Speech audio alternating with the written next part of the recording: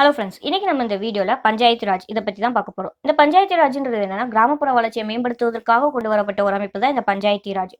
ஸ்டார்டிங்ல நம்ம கவர்மெண்ட் வந்து டூ டயர் செக்ஷன்ல தான் இருந்தாங்க. ஒன்று வந்து மத்திய அரசு, இன்னொன்று வந்து மாநில அரசு. ஸோ உள்ளாட்சி அரசுக்குன்னு சொல்லிட்டு எந்த ஒரு அரசு அங்கீகாரமே கொடுத்துருக்க மாட்டாங்க.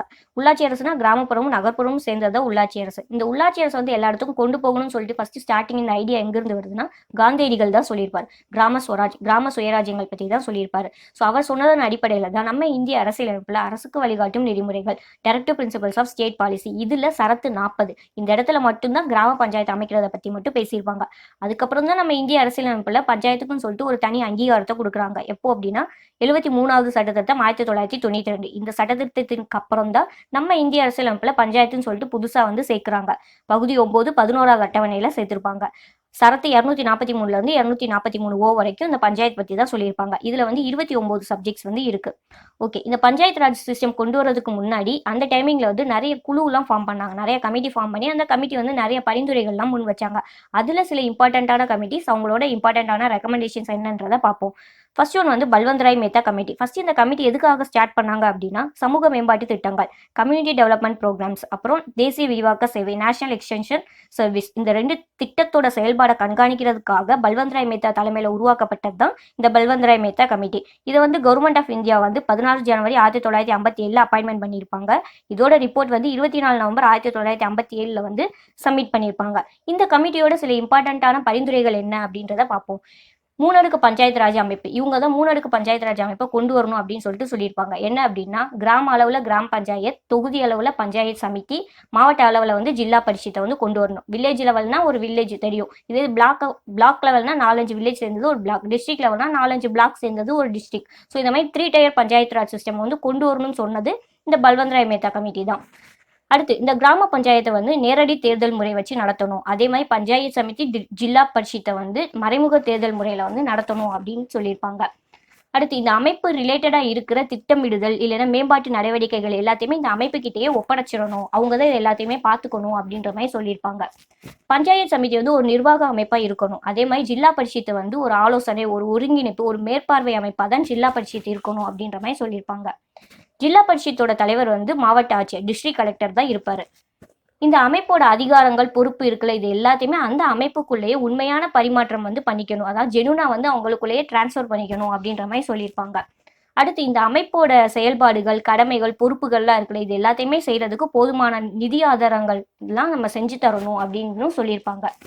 இந்த அமைப்பு 3 டயர் செக்ஷன் இருக்குல்ல, இதுல நடக்கிற எலெக்ஷன்ஸ் எல்லாமே ஒவ்வொரு 5 வருஷத்துக்கு ஒரு தடவையும் ஜெனுனான ப்ராப்பரான ஒரு வேலை வந்து கொண்டு போயிட்டே இருக்கணும். 5 வருஷத்துக்கு ஒரு தடவை வந்து கண்டிப்பா நடந்துட்டே இருக்கணும் அப்படின்ற மாதிரி சொல்லியிருப்பாங்க. ஸோ இது எல்லாமே தான் பல்வந்த்ராய் மேத்தா கமிட்டி சொன்ன இம்பார்ட்டன்டான ரெக்கமெண்டேஷன்ஸ். இது எல்லாத்தையுமே அக்செப்ட் பண்ணிக்கிட்டாங்க. நேஷனல் டெவலப்மெண்ட் கவுன்சில் வந்து 1958 ஜனவரியில வந்து இந்த ரெக்கமெண்டேஷன் எல்லாத்தையுமே ஏற்றுக்கொள்ளப்பட்டது. யாரால்? National development கவுன்சிலால்.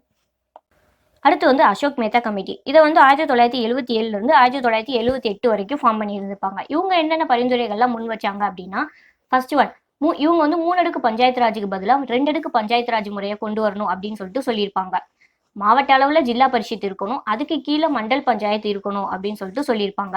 ஜில்லா பரிஷத் வந்து ஒரு நிர்வாக அமைப்பா இருக்கணும். அதே மாதிரி அது வந்து மாவட்ட அளவில் திட்டமிடுதலுக்கு உண்டான ஒரு பொறுப்பான அமைப்பா இருக்கணும் அப்படின்னு சொல்லிட்டு சொல்லியிருப்பாங்க. எல்லா பஞ்சாயத்து அமைப்புகள்லையுமே அரசியல் கட்சிகள் வந்து பங்கேற்கணும் அப்படின்னு சொல்லிட்டு சொல்லியிருப்பாங்க. அடுத்து இந்த பஞ்சாயத்து ராஜ்ல இருக்கிற உள்ளாட்சி அமைப்புகள்லாம் இருக்குல்ல, இவங்களுக்கு வந்து வரி விதிக்கிற அதிகாரம் வந்து கொடுக்கணும் அப்படின்னு சொல்லியிருப்பாங்க. இப்போ மாவட்ட அளவுல வந்து சட்டமன்ற உறுப்பினர்கள் கொண்ட குழுன்னு ஒருத்தவங்க இருப்பாங்க. அந்த குழு வந்து உள்ளாட்சி அமைப்புகளை வந்து சோசியல் ஆடிட், அதாவது சமுதாய தணிக்கை செய்யணும் அப்படின்னு சொல்லியிருப்பாங்க. மாநில அரசு வந்து பஞ்சாயத்து ராஜுக்கு உண்டான அமைப்புகளை வந்து கலைக்கக்கூடாது. இன்கேஸ் அப்படியே கலைச்சாலும் அவங்க வந்து 6 மாசத்துக்குள்ள அதை மறுதேர்தல் வச்சு நடத்தி கொண்டு வந்துடணும் அப்படின்னு சொல்லிட்டு சொல்லியிருப்பாங்க. அடுத்து நியாய பஞ்சாயத்தை வந்து தனி அமைப்பா கொண்டு வரணும் அப்படின்னு சொல்லியிருப்பாங்க. நியாய பஞ்சாயத்துனா 3 இல்லைன்னா 4 வில்லேஜ் பஞ்சாயத்து சேர்ந்ததுதான் ஒரு நியாய பஞ்சாயத்து. அடுத்து வந்து ஒவ்வொரு மாநிலத்துக்கும் வந்து ஒரு தலைமை தேர்தல் அதிகாரியை வந்து கொண்டு வரணும். அவரும் தலைமை தேர்தல் ஆணையர் 2 பேரும் கலந்து ஆலோசிச்சுதான் அந்த பஞ்சாயத்து அமைப்புகளுக்கு உண்டான தேர்தலை வந்து அவங்க தான் நடத்தணும் அப்படின்னு சொல்லிட்டு சொல்லியிருப்பாங்க. அப்புறம் வந்து எஸ்சி எஸ்டிக்கு வந்து அவங்களோட மக்கள் தொகைக்கு ஏற்ப அவங்களுக்கு வந்து இந்த பஞ்சாயத்து அமைப்புகளை வந்து இடஒதுக்கீடு செஞ்சு தரணும் அப்படின்னு சொல்லியிருப்பாங்க. அடுத்ததா ஜிவிகே ராவ் கமிட்டி. இதை வந்து திட்டக்குழு தான் கொண்டு வந்திருப்பாங்க. பிளானிங் கமிஷன் 1985 இந்த கமிட்டியை கொண்டு வந்திருப்பாங்க. இந்த கமிட்டி என்ன சொல்லியிருப்பாங்க அப்படின்னா, நம்மளோட அடிமட்டத்தில் எந்த ஒரு வளர்ச்சியுமே இல்லை. அடிமட்டம்னா வில்லேஜ் லெவல்ல அப்படி எந்த ஒரு வளர்ச்சியுமே இல்லாததுனால பஞ்சாயத்து ராஜ் நிறுவனங்களை வந்து கிராஸ் வித்தவுட் ரூட்ஸ், வேறற்ற பொருட்கள் அப்படின்னு சொல்லிட்டு சொல்லியிருப்பாங்க. ஓகே, இந்த கமிட்டி என்னென்ன ரெக்கமெண்டேஷன்ஸ்ல முன் வச்சாங்க அப்படின்றத பார்ப்போம். ஃபர்ஸ்ட் ஒன் வந்து டெமோக்ராட்டிக் டீசென்ட்ரலைசேஷன், ஜனநாயக பரவலாக்கத்துல ஜில்லா பரிஷத் ஒரு முக்கியமான அமைப்பு அப்படின்னு சொல்லிட்டு சொல்லியிருப்பாங்க. அதே மாதிரி ஜில்லா பரிஷத் வந்து மாவட்ட அளவுல வளர்ச்சி திட்டங்களை நிர்வாகம் பண்றதுக்கு முதன்மையான அமைப்பா இருக்கும் அப்படின்னு சொல்லியிருப்பாங்க. செகண்ட் ஒன் வந்து டிஸ்ட்ரிக்ட் டெவலப்மெண்ட் கமிஷனர், மாவட்ட வளர்ச்சி ஆணையர். இந்த மாதிரி ஒரு புது பதவியை கொண்டு வரணும். அவர் தான் ஜில்லா பரிஷத்துக்கு தலைமை நிர்வாக அதிகாரியா இருக்கணும் அப்படின்னு சொல்லிட்டு சொல்லியிருப்பாங்க. தேர்ட் ஒன் வந்து இந்த பஞ்சாயத்து ராஜ் அமைப்போட தேர்தல்கள் எல்லாத்தையுமே தவறாம ரெகுலரா நடத்திக்கிட்டே வரணும் அப்படின்ற மாதிரி சொல்லியிருப்பாங்க. அடுத்ததா எல்எம் சிங்வி கமிட்டி. இதை வந்து கவர்மெண்ட் ஆஃப் இந்தியா 1986 வந்து கொண்டு வந்திருப்பாங்க. இந்த எல்எம் சிங்வி கமிட்டியோட முக்கிய நோக்கம் என்ன அப்படின்னா, ஜனநாயகத்தை மேம்படுத்துவதற்கு பஞ்சாயத்து ராஜ் அமைப்புகளுக்கு வந்து புத்துயிர் கொடுக்கணும். ஸோ அதற்கான நடவடிக்கைகளை பரிந்துரைக்கிறது தான் இந்த கமிட்டியோட முக்கிய நோக்கம். இவங்க என்ன பரிந்துரைகள்லாம் முன் வச்சாங்க அப்படின்னா, இவங்க வந்து பஞ்சாயத்து ராஜ் நிறுவனங்கள் எல்லாத்தையுமே அரசியலமைப்பு சட்டத்தால் அங்கீகரிக்கப்பட்டு அதால பாதுகாக்கப்படணும் அப்படின்ற மாதிரி சொல்லியிருப்பாங்க. அடுத்து வந்து கிராம பஞ்சாயத்தை வந்து இன்னும் சாத்தியமாக்குறதுக்கு கிராமங்களை வந்து மறுசீரமைக்கணும் அப்படின்ற மாதிரி சொல்லியிருப்பாங்க. அடுத்து கிராம பஞ்சாயத்துல வந்து அவங்கவுங்களோட நடவடிக்கைகள், செயல்பாடுகள் இது எல்லாத்தையுமே பூர்த்தி செஞ்சுக்கிறதுக்கு அவங்களுக்கு போதிய நிதி வசதி வந்து நம்ம செஞ்சு தரணும் அப்படின்ற மாதிரி சொல்லியிருப்பாங்க. அடுத்து பஞ்சாயத்து ராஜ் நிறுவனங்கள் இருக்குல்ல, அவங்களுக்கு ஏதாவது ஒரு பிரச்சனைகள்லாம் இருந்துச்சுன்னா அதை சால்வ் பண்றதுக்கு ஒவ்வொரு மாநிலத்திலையுமே நீதித்துறை தீர்ப்பாயங்கள், ஜுடிஷியல் ட்ரிபுனல்ஸ் வந்து கொண்டு வரணும் அப்படின்ற மாதிரி சொல்லியிருப்பாங்க. இந்த பஞ்சாயத்து ராஜை முதல்ல எந்த மாநிலத்துல கொண்டு வந்தாங்க அப்படின்னா, ராஜஸ்தான்ல 1959 கொண்டு வந்தாங்க. செகண்ட் ஒன் வந்து ஆந்திரால கொண்டு வந்தாங்க. இன்னும் எந்தெந்த இடத்துல எல்லாம் பஞ்சாயத்து ராஜ் இல்லை அப்படின்னா, நாகாலாந்து, மேகாலயா, மிசோரம், இதுல எல்லாம் பஞ்சாயத்து ராஜ்ன்ற ஒரு அமைப்பே கிடையாது. ஓகே, நம்ம வந்து 73வது சட்டத்திட்டத்துல தான் பஞ்சாயத்து ராஜை கொண்டு வந்தாங்க அப்படின்னு சொல்லிட்டு பார்த்தோம். இந்த 73வது சட்டத்தை வந்து நம்ம ரெண்டு பகுதியாக பிரிச்சுக்கலாம். ஒன்று வந்து மேண்டேட்டரி ப்ரொவிஷன், கட்டாய விதிகள். இன்னொன்று வந்து வாலண்டரி ப்ரொவிஷன், தன்னார்வ விதிகள். அதாவது பஞ்சாயத்து ராஜ்ல என்ன கட்டாயமா இருக்கணும், என்ன தன்னார்வ விருப்பப்படி இருக்கணும் அப்படின்றத நம்ம பார்க்க போறோம். ஃபர்ஸ்ட் வந்து நம்ம மேண்டேட்டரியில என்னென்னலாம் இருக்கணும் அப்படின்றத பார்த்துருவோம். மேண்டேட்டரியில என்ன சொல்லியிருக்காங்க அப்படின்னா, ஃபர்ஸ்ட் ஒன் வந்து 3 டயர். நம்ம சொல்லியிருந்தோம்ல, கிராம பஞ்சாயத்து, பஞ்சாயத்து சமிதி, ஜில்லா பரிஷத். ஸோ இந்த 3 டயர் ஸ்ட்ரக்சர் வந்து கண்டிப்பாக இருக்கணும் அப்படின்னு சொல்லிட்டு சொல்லியிருப்பாங்க. செகண்ட் ஒன் வந்து கிராம சபா. கிராம சபான்றது வாக்காளர்களின் சபை அப்படின்னு சொல்லிட்டு சொல்லுவோம். நம்ம பார்த்தோம்ல 3 டயருக்கும் பேஸாக இருக்கிறதே இந்த கிராம சபா தான். இந்த கிராம சபா வந்து ஒரு நிரந்தரமான ஒரு அமைப்பு. இது வந்து பஞ்சாயத்து ராஜோட பிரைமரி பாடி அப்படின்னு சொல்லுவாங்க. இந்த கிராம சபையில் எடுக்கப்பட்ட ஒரு முடிவு வந்து மற்ற அமைப்பால் ரத்து செய்ய முடியாது. ஸோ கிராம சபையில் எடுக்கப்பட்ட முடிவு அந்த கிராம சபையால் மட்டும்தான் ரத்து செய்ய முடியும். அந்த அதிகாரம் அவங்களுக்கு மட்டும்தான் இருக்கு. இந்த கிராம சபை வந்து வருஷத்துக்கு 2 தடவை வந்து கூட்டம் கூட்டுவாங்க. அது வந்து முக்கியமான தேதிகள் மட்டும்தான் அந்த கூட்டம் வந்து நடைபெறும். எந்தெந்த தேதியில் அப்படின்னா, 26 ஜனவரி ரிபப்ளிக் டே அன்னைக்கு, 1 மே லேபர் டே அன்னைக்கு, 15 ஆகஸ்ட் இண்டிபெண்டன்ஸ் டே அன்னைக்கு, 2 அக்டோபர் காந்தி ஜெயந்தி அன்னைக்கு. ஸோ இந்த 4 நாளில் வந்து முக்கியமாக அந்த கிராம சபை வந்து நடக்கும். இன்கேஸ் இந்த டேட்டில் நடக்கலை அப்படின்னா அவங்க வந்து வேற ஏதாவது ஒரு டேட்டில் வந்து அரேஞ்ச் பண்ணி அந்த கிராம சபை கூட்டத்தை வந்து கூட்டிக்குவாங்க. இதுதான் கிராம சபையோட பேசிக்கான ஒரு ஸ்ட்ரக்சர். ஓகே, அடுத்து ரிசர்வேஷன் பார்க்கும்போது நம்ம 3 லெவல்லையுமே SC STக்கு வந்து பஞ்சாயத்தில் வந்து இடஒதுக்கீடு வந்து பண்ணி தருவாங்க. அதே மாதிரி உமன்ஸுக்குமே 3ல் 1 பங்கு வந்து இடஒதுக்கீடு வந்து பஞ்சாயத்தில் இருக்கு. இதை வந்து உங்களுக்கு கொஸ்டினாகவும் கேட்பாங்க. அடுத்து டியூரேஷன் பார்க்கும்போது 5 வருஷத்துக்கு ஒரு தடவை தான் பஞ்சாயத்தை கலப்பாங்க. இன்கேஸ் 5 வருஷத்துக்கு முன்னாடியே அந்த பஞ்சாயத்து கலைஞ்சிருச்சு அப்படின்னா 6 மாசத்துக்குள்ள வந்து அவங்க புது பஞ்சாயத்தை வந்து ரெடி பண்ணிடணும். அடுத்து வந்து எலெக்ஷன். நம்ம பார்த்தோம், கிராம பஞ்சாயத்துங்கும் போது நேரடி தேர்தல் முறை, பஞ்சாயத்து சமிதி, ஜில்லா பரிஷத், இது ரெண்டும் வந்து மறைமுக தேர்தல் முறையில வந்து நடக்கும். இதுல சேர்பர்சன் இருப்பாங்களா, அவங்கள எப்படி வந்து தேர்ந்தெடுப்பாங்க அப்படின்னா, இன்டர்மீடியட் டிஸ்ட்ரிக்ட் இந்த 2 லெவல்ல இருக்கிற சேர்பர்சனை வந்து மறைமுக தேர்தல் முறையில எடுப்பாங்க. வில்லேஜ் லெவல்ல இருக்கிற சேர்பர்சனை வந்து மாநில அரசாங்கம் தான் தேர்ந்தெடுப்பாங்க. அடுத்து டிஸ்குவாலிஃபிகேஷன். ஒரு நபரை வந்து தகுதி நீக்கம் பண்ணணும் அப்படின்னா அதுக்கு உண்டான அதிகாரம், இல்லை அந்த நபரை வந்து தகுதி நீக்கம் பண்ணுறதுக்கு உண்டான கேள்விகள், நடவடிக்கைகள், இது எல்லாமோட அதிகாரமே மாநில சட்டமன்றத்துக்கு மட்டும்தான் இருக்குது.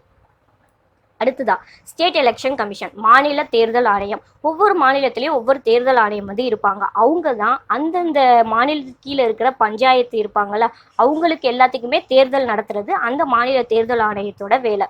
ஓகே, அடுத்து வந்து ஸ்டேட் ஃபினான்ஸ் கமிஷன், மாநில நிதி ஆணையம். அதே மாதிரி ஒவ்வொரு மாநிலத்துக்கும் ஒவ்வொரு நிதி ஆணையம் இருப்பாங்க. அது வந்து அந்த நிதி ஆணையம் வந்து 5 வருஷத்துக்கு ஒரு தடவை வந்து அமைப்பாங்க.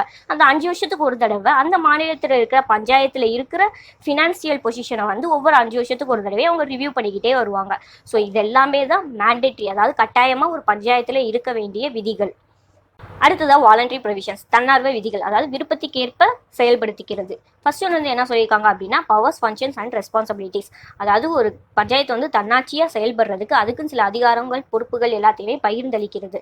என்ன மாதிரி கொடுக்கலாம் அப்படின்னா பொருளாதார வளர்ச்சி, சமூக நீதி இதை மேம்படுத்துவதற்கு, ஸோ இது ரிலேட்டடாக திட்டங்கள் வகுக்கிறதுக்கு வந்து அவங்களுக்கு அதிகாரம் கொடுக்கலாம். அதே மாதிரி நம்ம சொல்லியிருந்தோம் பஞ்சாயத்து ராஜ்ல வந்து 29 சப்ஜெக்ட் இருக்கு. அந்த 29 சப்ஜெக்டை வந்து 11th ஷெட்யூல்ல சொல்லியிருப்பாங்க. அந்த 11th ஷெட்யூல்ல இருக்கிற 29 சப்ஜெக்ட் இருக்குல்ல, அது ஃபுல்லாவே அவங்க பண்ணலாம். இல்லை அதில் இருக்கிற குறிப்பிட்ட சிலது ரிலேட்டடாக மட்டும் அங்கே வந்து ஃபங்க்ஷன் பண்ணலாம். அதுக்கு வந்து சில அதிகாரங்களை வந்து அவங்களுக்கு கொடுக்கலாம் அப்படின்னு சொல்லியிருப்பாங்க.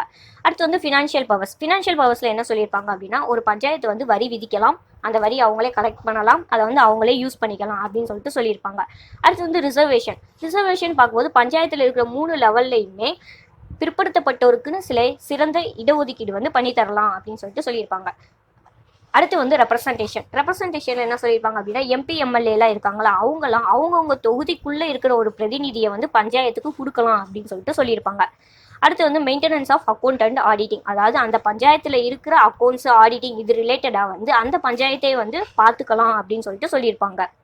ஸோ சாரி, ஃபைனலாக ஒரு இம்பார்ட்டன்ட் பாயிண்ட், இது வந்து உங்களுக்கு எக்ஸாம் பாயிண்ட் ஆஃப் வியூலையும் கேட்பாங்க. நம்ம சொன்னோம்ல கிராம பஞ்சாயத்துன்னு பேசியிருப்போம். கிராம பஞ்சாயத்தில் இருக்கிற தலைவரை வந்து சர்பஞ்ச் அப்படின்னு சொல்லுவாங்க. அதில் இருக்கிற வார்டு மெம்பரை வந்து பஞ்ச் அப்படின்னு சொல்லிட்டு சொல்லுவாங்க. கிராம பஞ்சாயத்தில் இருக்க மெம்பர்ஸை வந்து யார் தேர்ந்தெடுப்பாங்க அப்படின்னா கிராம சபா உறுப்பினர்கள் தான் தேர்ந்தெடுப்பாங்க. ஸோ ஓகே, இவ்வளோ தான் பஞ்சாயத்து ராஜ் பற்றின டீட்டெயில்டான ஒரு இன்ஃபர்மேஷன். மோஸ்ட்லி இதுக்குள்ளே இருந்து தான் உங்களுக்கு வந்து எக்ஸாம் பாயிண்ட் ஆஃப் வியூவில் கேட்பாங்க. இதை தாண்டி வெளியே வந்து உங்களுக்கு கேட்கவே மாட்டாங்க. ஸோ இந்த வீடியோ பிடிச்சிருந்தா லைக் பண்ணுங்கள், கமெண்ட் பண்ணுங்கள், ஷேர் பண்ணுங்கள். இதே மாதிரி எக்ஸாம் ரிலேட்டட் வீடியோஸ் பார்க்க மறக்காம ஷைன்வே மெட்டீரியல்ஸ் சேனலை சப்ஸ்கிரைப் பண்ணிட்டு பக்கத்தில் பெல் ஐக்கானே ப்ரெஸ் பண்ணிடுங்க. All the best.